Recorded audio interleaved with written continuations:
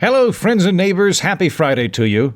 Friday Release Valve will return next week, that delightful segment on the show where we kick around funny headlines with my comedian buddies to make your Friday just a little bit more pleasant and perhaps give it a good old cathartic kick to conclude the week and kick off the weekend. We will do that next Friday. But today, how could we possibly kick around funny headlines when there's only one headline that America is talking about? And that headline is this: I have decided to run in 2020 for vice president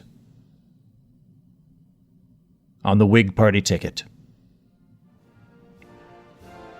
Momentarily, I will play for you the interview that I announced my candidacy on, which I did on the very fine podcast, Politics, Politics, Politics, with Justin Robert Young. And I will elaborate on some of my policy positions as well as my very interesting campaign, all the more interesting because I only have 3 months to pull off one of the greatest coups in American political history, becoming a vice president on a ticket that doesn't even have a president. And as we speak, as you listen to this, I want you to know that I'm somewhere at my campaign headquarters, pacing in front of a portrait of George S. Patton riding a horse over a bridge, thinking about ways that I can improve this country, and thinking about ways that I can run a smart, brilliant, clean campaign. Mostly in the state of Louisiana, because that's the only ballot that I am confident I can get on at this point in time. Now, I want you to know I'm taking this campaign seriously. I've put a lot of thought into this. I've had people approach me in the past asking me to run for higher office because I do politics, talk about it a lot. They thought it'd be good head for it. But I took it seriously. I thought about it a long time. Long enough, in fact, that I'm only commencing my campaign with 3 months to spare. I had a long conversation with my wife and my girlfriend about whether or not this was a good idea and how much strain it might put on our family and our relationships. And then I did it anyway. I said, consequences be damned, I owe it to our fine country to run for the second highest office in the land. A job I have trained for my entire life, because I will tell you this: when things are bad, when times are bleak, when you're having missiles flying from countries you've never even heard of before, diseases that scare you, and something about the Dow Jones going down. When that happens, I want you to know that you can count on me to wander through diners shaking hands with old people, make genial speeches about off-topic political things in Congress and the Senate, and do my absolute darndest to not piss off foreign dignitaries when they visit Washington. Now, it goes without saying that I am running on one of the finest political parties in this and any other country, the Whig Party, that I am bringing back after 166 years. And so let me tell you this: the party that I represent, the Whig Party, we haven't screwed up in over 140 years. We have an unblemished track record, 140 years, while the Republicans and the Democrats were getting us into Vietnam and lobbing Jim Crow laws at each other and handling 9/11, all the bad stuff, right? Taxes and spending, all those things, right? None of that blood's on my hands. We weren't around for that. Go Whig Party. So come this November, if I somehow manage to slink onto the ballot in your state, I want you to look deep into your heart and think, that Heaton guy could probably handle being a backup for a questionable president, and he'd probably throw a good party at the Naval Observatory. And I promise you this, my friends, if we pulled this off, if I manage to become vice president of the United States, we're going to have one kick-ass inaugural party at that there Naval Observatory. Now, I am presently piecing together my campaign apparatus. We're starting late in the game. We're starting from behind. I know that. I know the odds are against us. So I'm not ready to ask you for money. I'm not ready to ask you for campaign contributions. All I want to do is ask you for your vote, and in particular, ask you for multiple votes if you're already planning on performing voter fraud. I'm not saying you should perform voter fraud, but if you're gonna perform voter fraud, it seems to me that voting fifth party with me on the Whig ticket is probably the least destructive thing for you to vote for while perpetuating voter fraud. Really, it would almost certainly negate whatever you're doing. It would become an act of whimsy as opposed to a harmful practice against democracy. And if you're from one of those, humid, corrupt southern states where dead people keep voting for decades, check and see if they're registered Whigs. I don't know. Wouldn't surprise me. Parts of Louisiana, Kentucky, still have people voting after 140 years that are Whig party. Well, I feel like those are my voter fraud votes. They should go to me. And finally, if you have any really good campaign ideas, campaign slogans, what the new Whig Party animal and or mascot should be, anything like that, you send it my way. Tweet me at Mighty Heaton. MIGHTYHEATON on Twitter. Also, if you think that I'm breaking any laws, I am literally filing with the FEC in various states, and I don't have a legal staff right now. So if it looks like I'm doing something illegal, don't tweet me at Mighty Heaton, but tweet me at Mighty Heaton if you've got really banging ideas. I don't know what our Whig. I've seen an owl before. Maybe we'll go with a raccoon. I'm leaning towards raccoon right now, and campaign things. So email me, Heaton4VP, HEATON, number 4, letter VP, at mightyheaton.com. Email that if it looks like I'm doing something illegal, but if it's something fun, post it on Twitter, at Mighty Heaton. Because I'll tell you this, my friends, as this 2020 election barrels towards November 3rd, in the conclusion of one of the most difficult years in memory, in what is sure to be one of the most contentious elections of our lives, it's going to get tight, it's going to get mean, it's going to get real exhausting in the news cycle. But however bad it gets, we're gonna have a fun time, because we're gonna be throwing a party and rebuilding one. So let's get this party started. The Whig Party.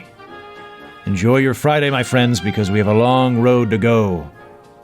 God bless the United States of America and the moon that we claimed in 1960-something, and by God, I'm gonna get it back. Thank you.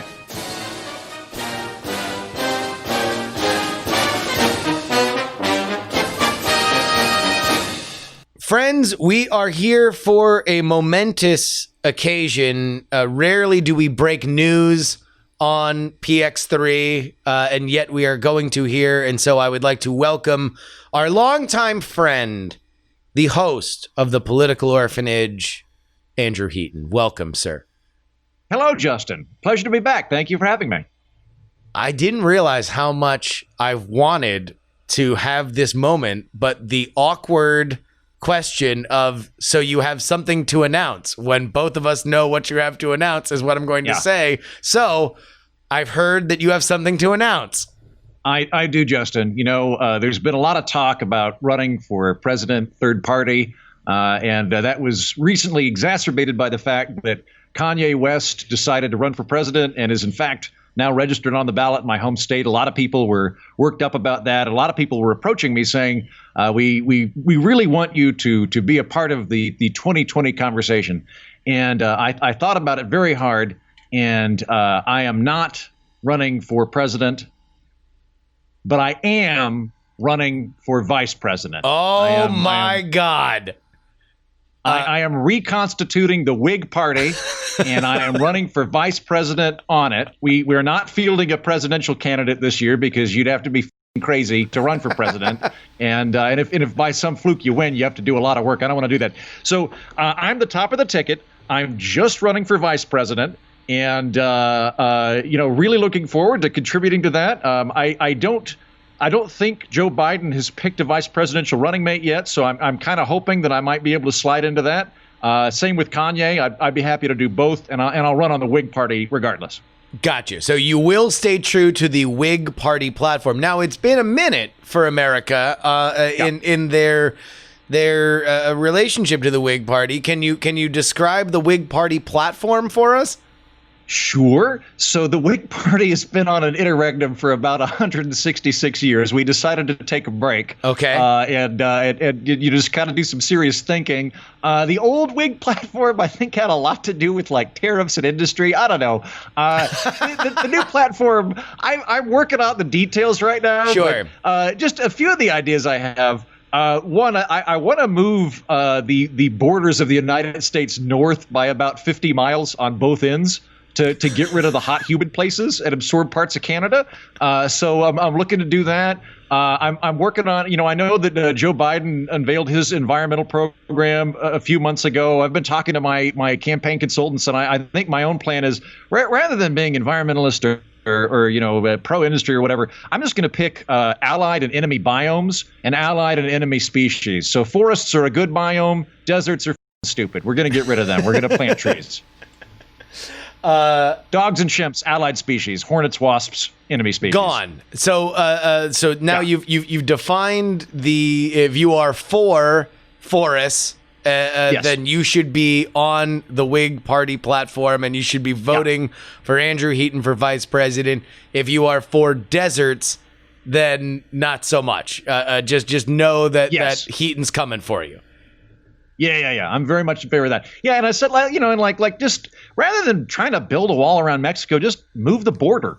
I don't care. Let them have part of Texas, and then we'll get some of that nice I haven't been to Vancouver. It looks awesome. Let's take that. So wait, hold on. I do have some questions here for you because I am from South Florida. It sounds like now we would be a part of unincorporated. A random territory if you're moving. Yeah. So I think now, I'm just shooting from the hip here. I need to talk to my advisors on this one, but I think Florida would all become a part of the Florida Keys. Like all of Florida would revert back to territorial status. Okay. And we'd give your electoral votes to be honest with you, with somebody a little bit more stable, like Patrick Stewart or something. Like I think we'll just hand those votes over to Betty White or Patrick Stewart, or I don't know, maybe Jimmy Carter. Everybody likes him, right? I mean, for now, I guess. I don't know exactly how long he's going to be a steward. As somebody who's from Florida, you get used to treasuring your elders when you have them. So we don't quite know how long Jimmy's going to be here. Now, all right, in all seriousness, this is something that you've actually thought way more about than anybody who would imagine running on the Whig Party for vice president would be. When did you start thinking about doing this? Because, by the way, guys, I know that Heaton is a comedian and does funny bits on his show. This is for real. You've sent me drafts of press releases. Like you are trying to get ballot access. How long have you been thinking about doing this? Okay, so I was thinking about, there's a long tradition of comedians running for president, and so I was thinking about it like as early as 2019, and then I was like, you know what, if I wind up being the, vote Harambe spoiler vote that takes 12,000 people and throws the election, I don't want to be that guy, which is part of the reason that I'm running for vice president rather than president, so that I can't screw any of that up. Specifically for vice president, about 3 months now, and I've been looking into it. I can get on some ballots. It's still possible to do it. I can get on the Louisiana ballot. I'm going to have to find electors for the Whig Party that will agree to be electoral delegates in the event that I win any votes. And there's a handful of other states. Apparently, I don't know if you knew this, Justin, very difficult to get on state ballots for president or vice president. Yeah. Slightly more complicated by the fact that there's not anybody at the top of the ticket. But pretty sure I can get on Louisiana, working on some other ones, possibly Guam, which I am aware has no electoral votes. And I've had a little bit of interest from Manitoba, which I'm confused by because I'm pretty sure that's Canadian. Yeah, but at the same time, they might be. Yeah, I'll take what I. Yeah, they might be a new part of what you're looking at if you are indeed moving the borders north. So, all right, realistically though, what do you have to do? Like, you are trying to get ballot access. What needs to happen? Let's focus on Louisiana. What do you need to do to get ballot access in Louisiana? Yeah, so Louisiana, I looked into this. Louisiana seems to be the easiest state to get ballot access. So most states are pretty obviously trying not to let anybody run. So I'll say, like to back up, like it's very, very easy to get on the Federal Election Commission, the FEC. You basically just send in a PDF that's like, hey, I'm running for vice president, or for most people, I'm running for president. For the I don't know, the Add More Bears in Montana party or the Freedom and Soil party or whatever, right? Yeah. That's not incredibly difficult. I don't know that there's even a filing fee with it. Louisiana's not bad. I think Louisiana, it's like a $500 filing fee or 2,000 signatures. Now, I'm confident I have at least 20,000 supporters of crypto wigs in Louisiana that when they realize the party has come back, will come out. But just due to the logistics of trying to get that crypto wig support, I might have to resort to the filing fee. So Louisiana is a little bit easier, where basically you, as I understand it, as long as I do this by, I think it's like August 20th, send in the form, send in the money, I'm on the ballot, right? Louisiana is not that difficult. A lot of other states, far more difficult. They always grandfather in the two big parties. I'm running fifth party. I'm not even third party. I don't think I'm even technically fourth party. So it's a little bit harder for me. But if you're a Republican or Democrat, you're just automatically in it, right? For everybody else, what a lot of states do is they go, you have, like every election, you have to get 8,000 signatures or something. They give a very, very onerous amount because they don't actually want them to run. They don't want them on the ballot. Some of them have very steep filing fees. And then a lot of the states have just very early filing deadlines, which I'm not honestly that angered by it. I realize I'm pulling a dark horse candidacy by running for vice president without a running mate come August of 2020. I'm doing it late in the game. I don't blame them for the filing deadline. Yeah, come 2020, I should at least be on one state ballot. And am hoping to get an electoral vote. So how does that happen? Oh, you know what? I should try and get on New Hampshire too, because don't they do electoral vote by electoral vote? Maybe I could grab one. You might, yeah. That might be the case. So wait a minute. So how do you get an electoral vote? How many people in Louisiana? So right now you are running a very Louisiana centric campaign. At this point, you should really... A lot of cigars, a lot of drinking. Yeah, you should really be dialed in. Go down there and wrestle an alligator. Huh? You should really be dialed in on all these local Louisiana issues. So let's see if we can coach you up a little bit. What is... who's your favorite LSU quarterback? Oh, man, definitely Mark Scoresburg. I think he's done a fantastic job. And it would be great if the other football teams even have a quarterback, right? They don't even have quarterbacks from what I can tell. They just have skinny dudes looking to run fast, unlike Mark Scoresburg. He's pretty fantastic. There we go. Good answer. Thank you. Wait, hold on. Can I revise that? Sure. Justin? Yeah. Can you pitch that question to me again? Sure. Candidate Heaton, who's your favorite LSU quarterback? Justin, that's a great question. And what makes great questions is great education. And the Whig Party has a strong background in strengthening American institutions, least of which are the public schooling sector. And, I bring a lot of ideas to that table in terms of both strengthening public schools and expanding charter schools so that everybody has a fair shake and a fair shot. And maybe they'll grow up to be quarterback. Candidate Heaton, allegedly, actor Nick Cage bought a house in New Orleans because it was famously haunted, and then sold the house within 24 hours because he became convinced that it was indeed haunted. What do you have to say to Nick Cage on behalf of the citizens of Louisiana? So first of all, I'd say, Nick Cage, if you still have an address in Louisiana and you would like to be an electoral delegate for the Whig Party, I think that would be pretty kick-ass, and I am very open to letting you do that. So that's fine right there. In fact, I'll go out on a limb right now. If I get elected vice president, technically I can't appoint any cabinet heads because I'm not president. I'm not sure how that would work. I assume whoever got the most presidential votes becomes president. But I'll put in a good word for you for Secretary of Agriculture. So I'll do what I can, or maybe an ambassador, right? The other thing I'll say is this.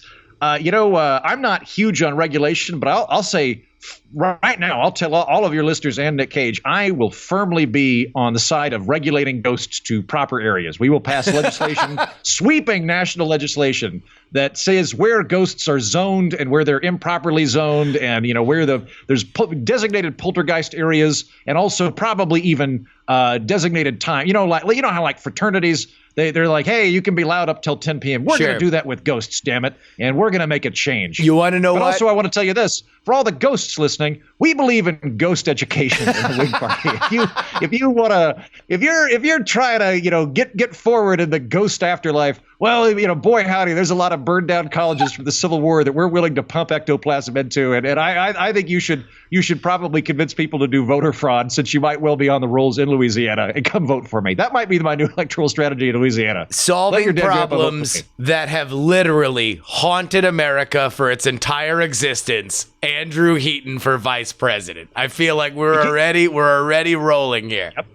And can I tell you my big strategy right here, Justin? This is the linchpin of the Heaton for vice president campaign. Okay. Is I know I'm coming in fifth party. Yeah. And I know I'm coming in 3 months before the election, and those are some pretty steep odds. They are. Again, on top of the fact that I'm not running with the presidential candidate.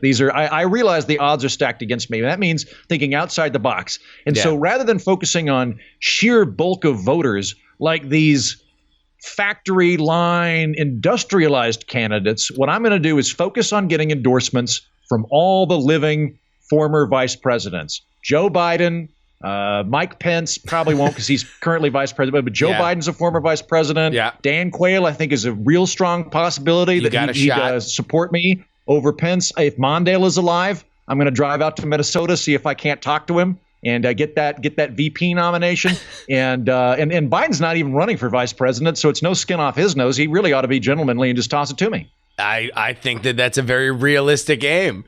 Now, seriously, again, you are doing this seriously. Are you planning on doing any campaign stops, or will this be a totally virtual enterprise?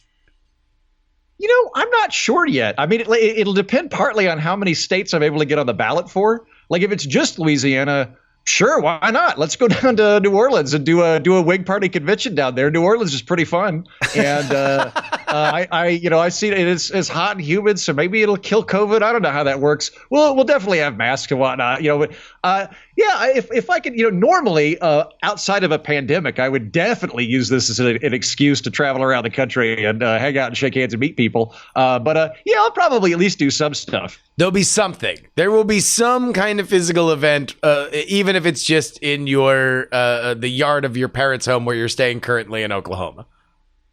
Yes. Well, I'm going to be back in LA here in a couple of weeks. I guess I'll make that the designated Whig headquarters out there in Los Angeles. As nature intended. The Whig headquarters out there in LA. I'll be shuffling around. It'll depend where I'm able to actually be on the ballot. But once that's established, I'll do that. I probably won't make it out to Guam because even if I get on the ballot, they don't have electoral votes, and I do have to be strategic in my thinking here in terms of trying to make the most impact.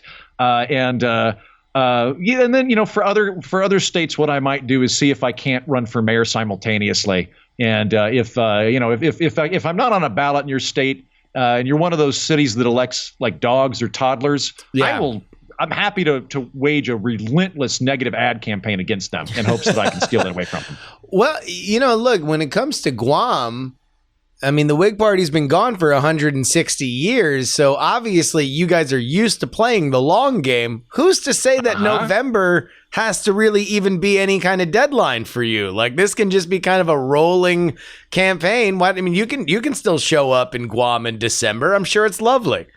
Well, you're a smart man, Justin, because you're seeing into the crystal ball of my deep plans for this. I had thought about running for vice president in 2021 to throw everybody off because everybody right now is focusing on the 2020 thing. But if I just decided to hold some sort of national referendum outside of it, that would be impressive. The other thing I'm thinking about doing, Justin, is at the conclusion of this one, if I don't win for vice president, which I think let's say 50-50 right now that I get it. Yeah. If I don't win vice president, what I'm thinking about doing is the very next day preemptively announcing that I'm running for vice president as a Republican in 2024 and as a Democrat in 2028. Just committing to both of those in advance. But I don't know. We'll see what happens depending on how well I do in the national election this time around. Well, I mean, look, I'm glad that there are not many current Whig Party members, because you might have lost a few in announcing that you were already eyeing other party membership. So it's good that you're getting that kind of treason out of the way now before everybody starts jumping on this bandwagon. And I've already kind of worked this out with my campaign advisors, because there used to be a group called the Modern Whig Party, but I think they were just a website. I don't think they had any ballot access or anything. So if they contest it, they've now been like absorbed into the American Veterans and Eagle Party or whatever. But if it's contested, we'll just spin off and become the Rogue Whig Party, and then I'll dominate that with an iron fist. All right. So again, we're gonna make sure that everybody knows that this part is not a joke. You are really doing this. You do really want support. You do really want anybody that is in Louisiana or any other place that you have a ballot access that would be willing to serve as an elector, if indeed you are able to gain anything. So if people want to get in touch with you on this, where do they get in touch with you for your campaign for vice president? You know what? I'll go ahead and I'm not afraid. I'll give my email address. It's andrew@mightyheaton.com. Send me an email. We'll get this party rolling. We're going to reconstitute the Whig Party. I'll say this, I'm running VP. I'm not looking to be a spoiler on the presidential thing. So, if you're in a swing state and you only have the option of voting for me, don't do it. But if you're in Louisiana, which I don't think is a swing state, how did it vote last time, Justin? No, it's been solidly red for a little bit now. Perfect. We'll spoil the out of that. Vote for me regardless if you're in Louisiana. And Andrew at mightyheaton.com. You're in Louisiana, you want to join my campaign staff, go for it. If you're in another state and you figure we could, at least have a campaign event or something, or you want to be an honorary Whig delegate and try and, bust into the local deal, or for that matter, if it gets kicked to Congress and I somehow pick up an electoral vote, making me, wait, no, I can't, I wouldn't be, you know what, we'll work it out. It's fine. Down the road. If you're interested, this is a call to the grassroots organizers around the country. If indeed you have found yourself stifled by the big money organized campaigns of Kanye West and Michael Bloomberg, then now you finally have your man in Andrew Heaton. Let's actually, while I have you here, I would like your opinion on the erstwhile birthday party candidate Kanye West, who came out on the scene, had his first and possibly only campaign rally last weekend. Have you followed much of this? Not a whole lot. I reached out to them to let them know I was thinking about running for vice president. So if they wanted to do a unity ticket a la William Jennings Bryan, they should contact me. And they have not gotten back to me. So I haven't done a whole lot about that. I did see that he registered in Oklahoma, and he might well get 5% like Joe Exotic got like a really high level of votes in Oklahoma for governor here 4 years ago. We got like 15% or something. Like it was a crazy amount. It was a ridiculous amount. Although apparently I found out that was just in the Libertarian primary that he got like 12% or something like that. So it wasn't. Yeah. All right. It wasn't quite for the general in the same way that Tiger King seemed to portray it. But that being said, are you going to be able to get on the ballot in your the state that raised you in Oklahoma? It depends on the support from your listenership, there Justin, we go. Because I think to get on the ballot in Oklahoma, it takes something like $5,000, and my campaign is a little bit shy of the $5,000 at the moment, having only started 15 minutes ago.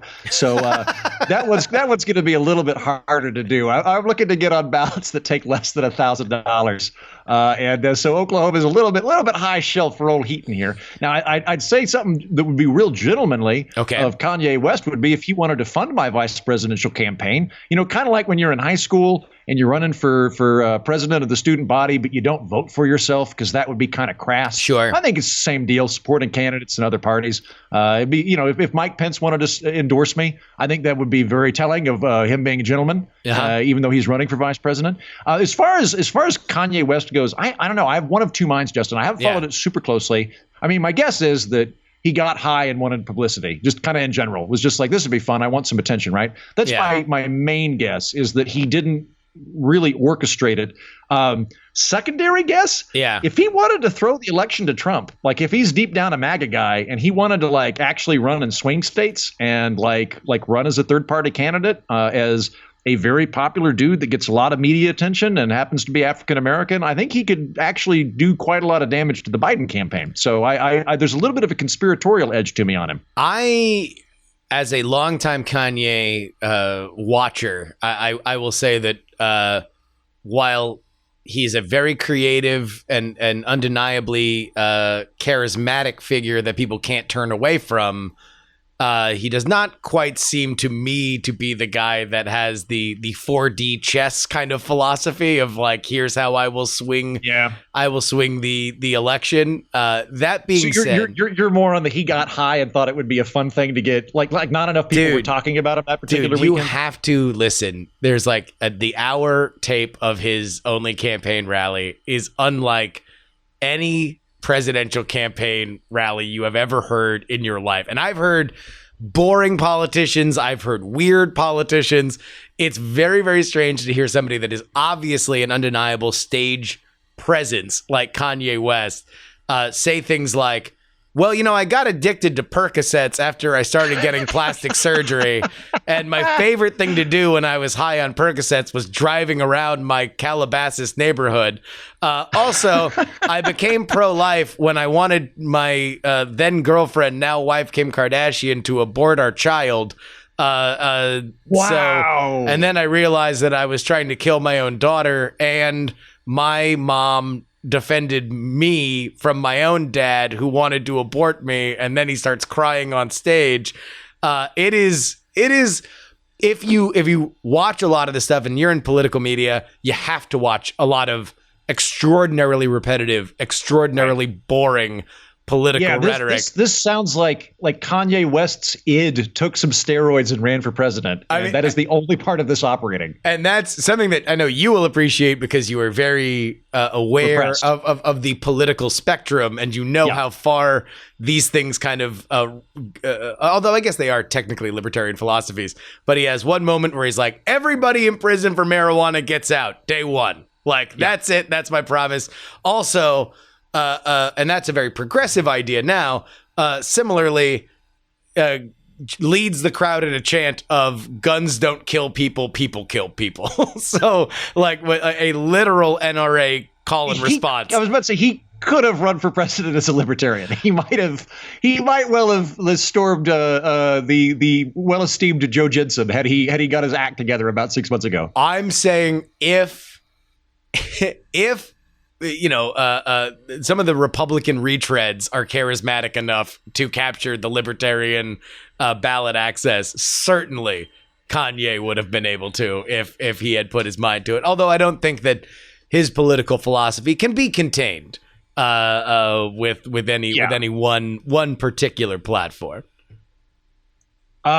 You know what? I agree, and I've been to a couple of I've been invited to do comedy at a couple of libertarian state party conventions, and I suspect that the delegates who are otherwise normally borderline Jesuits about libertarian philosophy and extremely doctrinaire, if presented with Kanye West, would go, you know what? Let's see what happens. I think they would be like, this is going to be an interesting ride. Let's just maybe so. Let's just do it. Yeah, I think that could have happened. Yeah. What do we have to lose? All right. So Andrew at mightyheaton.com. Again, and Heaton is a funny guy. This is not a joke. We really, really want people in these states to see whether or not we can get ballot access. And to be totally honest with everybody, I've long wanted to do either like how a bill becomes a law kind of running segment. And I think this is a great example. We always want to know how the mechanisms of government work. We are going to find out how that happens via Heaton's campaign for vice president.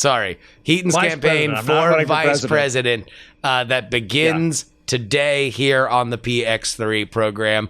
Good luck sir, in your campaign. You have my support. Maybe I need to move to Louisiana to make sure that this vote will count for you. I know that we have many listeners down there that would pledge their support. So thank you for choosing this platform to announce your candidacy. The final word is yours. Thank you very much, Justin. It's my pleasure to be here. I just want to end by